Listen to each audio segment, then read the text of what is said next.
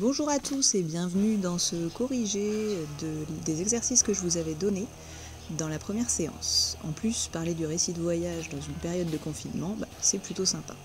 Je vous laisse prendre votre texte ainsi que vos notes de préparation. La première question, c'était « Faites un schéma pour représenter les 3 tribus et la manière dont elles envisagent les caractéristiques des 2 genres. » On repère d'abord la première tribu dont il est question, c'est-à-dire les Arapèches. Voilà le passage du texte qui en parle. Et donc voilà le schéma que je vous propose. J'ai fait des ronds pour évoquer les genres, les caractéristiques plutôt féminines. Donc chez les Arapèches, les filles sont dites féminines et les garçons sont dits féminins également. D'un point de vue occidental, bien sûr, cette idée du féminin. On passe ensuite à la deuxième tribu. Ce sont les Mundugumar. Voilà le passage du texte où il en est question. Et là, cette fois-ci, chez les Mundugumar, j'ai choisi un carré pour représenter des caractéristiques plutôt masculines. Et donc on a quelque chose de plutôt masculin chez les garçons, mais aussi chez les filles. Ce qui veut dire qu'il y a une forme d'égalité en fait entre les caractéristiques des garçons et des filles dans chacune de ces 2 tribus. Et puis, il y a une 3e tribu dont il est question, c'est les Tchamboulis. Voilà le passage du texte qu'il évoque. Et alors pour les Tchamboulis, on a quelque chose d'inversé par rapport à ce dont nous on a l'habitude, c'est-à-dire que les filles ont des traits que nous on qualifierait de masculins, tandis que les garçons ont des traits plutôt féminins. Voilà mes petits carrés, mes petits ronds qui vous permettent comme ça de voir la schématisation des 3 tribus. Deuxième question, relever des procédés qui montrent qu'il s'agit d'un récit écrit par une scientifique. Alors, le premier procédé auquel j'ai pensé, il y en a probablement d'autres, c'est l'emploi de ce « nous », et puis nous avons aussi « nous dirions », il y aura aussi beaucoup d'autres « nous » dans le texte, je ne les ai pas tous relevés. On a donc, comme procédé ici, l'emploi de la première personne du pluriel, et aussi du conditionnel. On va donc essayer d'en livrer une interprétation. Il me semble que c'est une formule d'atténuation, et d'ailleurs, c'est celle qu'on vous demande d'utiliser vous-même lorsque vous faites un commentaire ou une question de réflexion, et ça permet aussi d'inclure le lecteur dans son travail. Le deuxième procédé qui m'a frappé dans ce texte, c'est l'emploi de « au contraire » ou plus loin « en revanche », qui sont, vous le savez, des connecteurs logiques. Là encore, c'est d'ailleurs un procédé qu'on vous demande vous-même, dans vos travaux, entre guillemets, scientifiques, d'employer. Ça permet une construction claire et progressive du discours, et ça appartient à ce qu'on appelle le registre didactique, celui du prof aussi.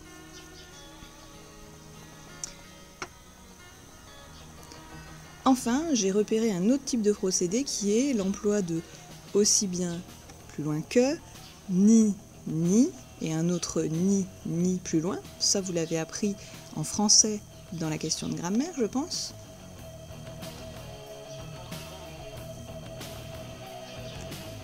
Eh bien, il s'agit dans les 2 cas de systèmes corrélatifs. Le premier est comparatif avec aussi que, et le second est négatif, ce sont des négations. Ça permet de mettre en perspective des éléments observés, de faire une observation et une comparaison entre les différentes notions dont il est question. Et enfin, j'ai repéré la construction même du texte. Vous voyez qu'on a affaire à une première partie qui est bien distincte, une deuxième partie plus longue, et une dernière partie qui est introduite d'ailleurs par « d'une telle confrontation se dégage », etc.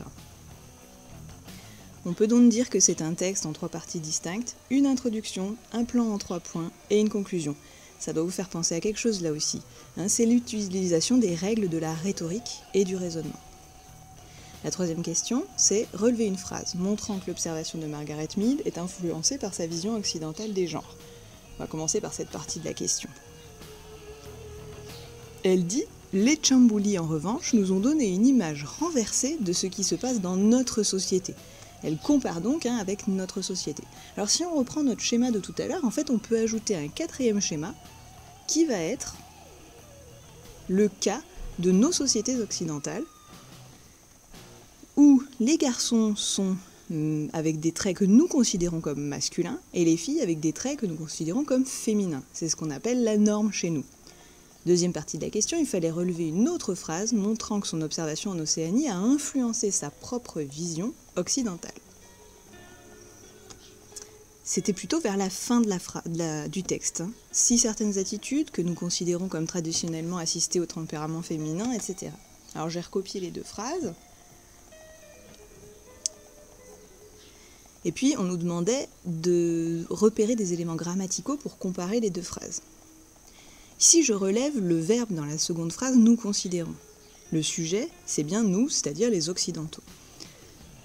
Tandis que, dans l'autre phrase, les Tchamboulis nous ont donné. À l'inverse, le sujet, ce sont les Tchamboulis, donc la tribu océanique, tandis que les occidentaux sont au rang de complément d'objet. Ça, c'est intéressant, ça nous montre une sorte de réciprocité. Enfin, en revanche et au contraire, ces connecteurs dont on avait parlé, ou bien le ne plus, le système négatif, nous montre qu'il y a une forte opposition entre ces deux phrases. Dernière question, il faut utiliser ce texte comme exemple pour défendre notre point de vue sur la vision traditionnelle des genres en Occident. Je vous propose un corrigé, mais il y avait plein de manières de le faire. Je commence par un connecteur logique.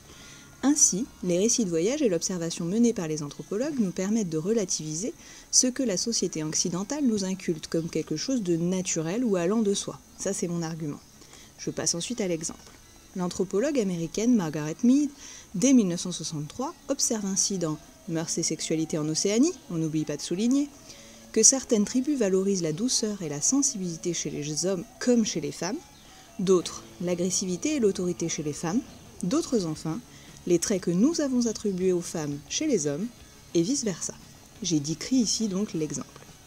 Elle en conclut que ces prétendus traits naturels, que certaines persistent encore, aujourd'hui, à présenter comme génétiques, sont en réalité des constructions sociales et culturelles. C'est là que je me sers réellement de l'exemple.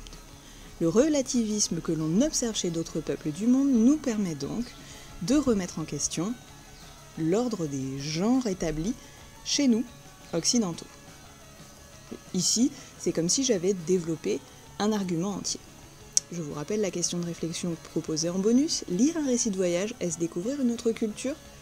Merci de votre attention et à bientôt. N'hésitez pas à vous abonner à ma chaîne.